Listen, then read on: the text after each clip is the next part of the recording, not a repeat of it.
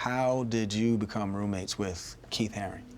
Well, Keith and I were friends from SVA, and I was living in some crazy loft near Bryant Park, and the roommate I had freaked out and decided to kick me out because I guess my personality was too much, or I was making too much art or something. I don't remember exactly.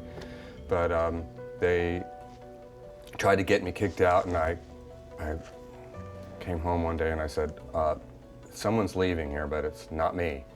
And then he left, and I had this loft, like 2 stories. Wait. You said to him, someone's leaving today. Yeah. And it's not me. Exactly. No way. Yeah. Wow. And Keith was living in this weird, like, rooming house. He shared a room with like 5 old men and had a bathroom in the hall. And I was just like, got on the phone, like, Keith, get over here. I got a huge place. So there he was. And it was about a week or 2 after he moved into in the place that he started doing his subway drawings. Wow. So it kind of took off really big for him. Wow. Did you guys ever collaborate? Did you ever do any work together? Funny that the only collaboration we ever did was in the street, but nothing very formal, like we're gonna do this together. It just kind of happened. Yeah. How do you see his legacy? Well, you know, he was a real good friend of mine, and even though we were the same age, I always kind of looked to him. He really had it together. He was so focused, and I just felt like every move that I made, I had to like ask him, like, what do you think I should do? And he was like, he was a lot older than me in certain ways. And I was with him, you know, when he was on his deathbed. And I remember he was very, very agitated. And I kind of held him. I don't even think he had his eyes open. And I said, you can just relax, and you know, everything you've done is just going to keep going. You're just going to continue. Wow. And I felt his whole body, everything just relax. And I meant it, obviously. And that's kind of what happened. I mean, he's just growing and growing, and he started something really big. What about Warhol? Like Andy, what role did he play in your life? What role did you play in his life? He played a big role in my life. I mean, he was the reason why I moved to New York. I knew that the factory and that whole 60s vibe was over. This was the late 70s. Mm-hmm. And basically, when I met my group of friends, we emulated Warhol in a big way. From like a social life viewpoint, or you mean the actual work, or you mean all of the above? The major thing, besides, I mean, I love looking at the things that he made. They still have so much power and they're so fresh looking. But I think he opened the door of what it meant to be an artist.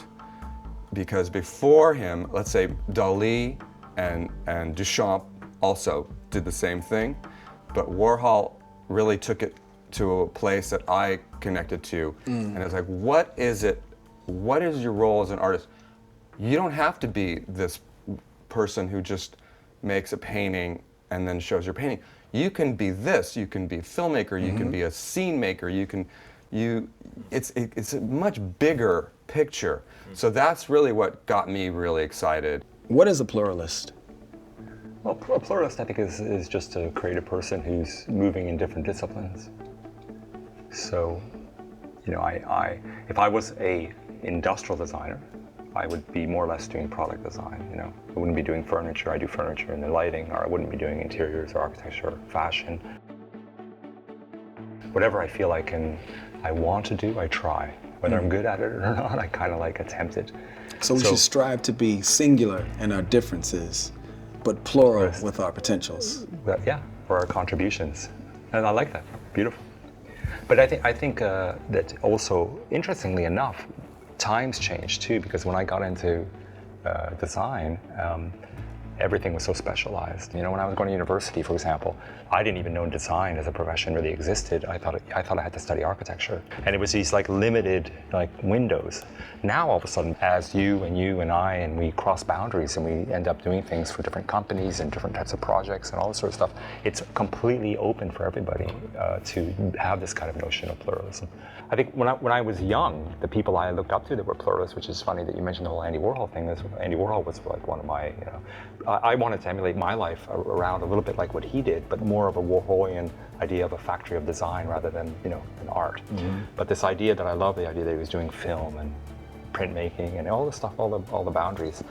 And that he's trying to make the art accessible, which I loved, all that sort of stuff. It was Le Corbusier, as the architect. I mean, the guy was a great painter. He designed clothes. I think the one probably I looked up to the most was my father, because he not only was a painter and a set designer, but he would do things like, he loved making clothes for my mom. So he would like pull out the sewing machine, and on Sunday morning he'd sketch dresses. And then he would like get the fabric, cut it, and sew it, and then at night my parents would go out and she's wearing the dress. That's really cool. And No when way. when you're 8, 9 years old, you look up like, go, wow, that's fantastic. Yeah. Pretty That is romantic, really cool. actually. It's romantic, but it says a lot for like the mind and potential. Yeah. Design has bifurcated itself a little bit from real performance, and what I mean by that is like style gets in the way a lot.